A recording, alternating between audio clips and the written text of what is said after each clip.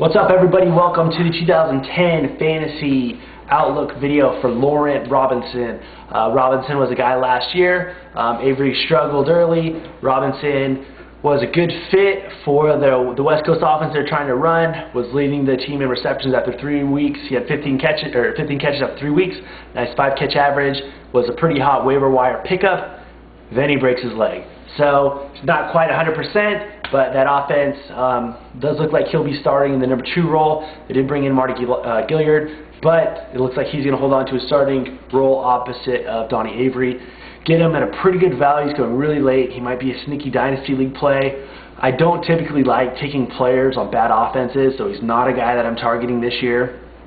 But, you know, those offenses, the defense gets scored on. They have to throw. So he could be one of those guys that ends up being a fantasy darling, you know, a relatively unheard of player, but, you know, is lighting up the fantasy scoreboards every week. I don't really see it. I can see him having a couple good big games. So he's a guy, if you play in the best ball format, you know, the Draft Masters, any type of league that gives you the optimal scoring lineup, then, you know, he's a good selection late. I do like this offense eventually. I think Donnie Avery and him are good fits for the West Coast offense.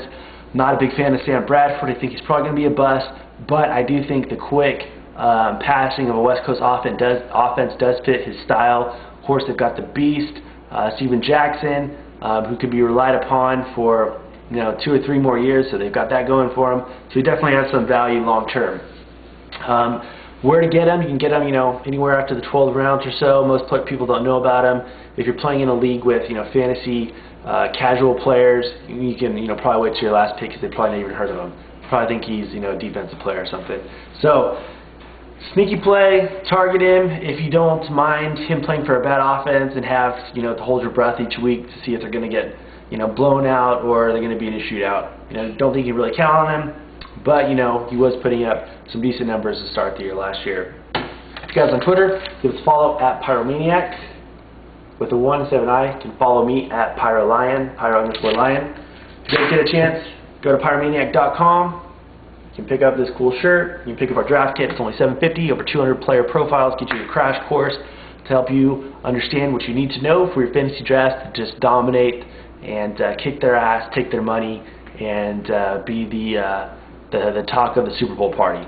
So that's it. Make sure you bookmark our new site, fantasyfootballpharmacy.com, ffpharmacy.com. Check out our videos.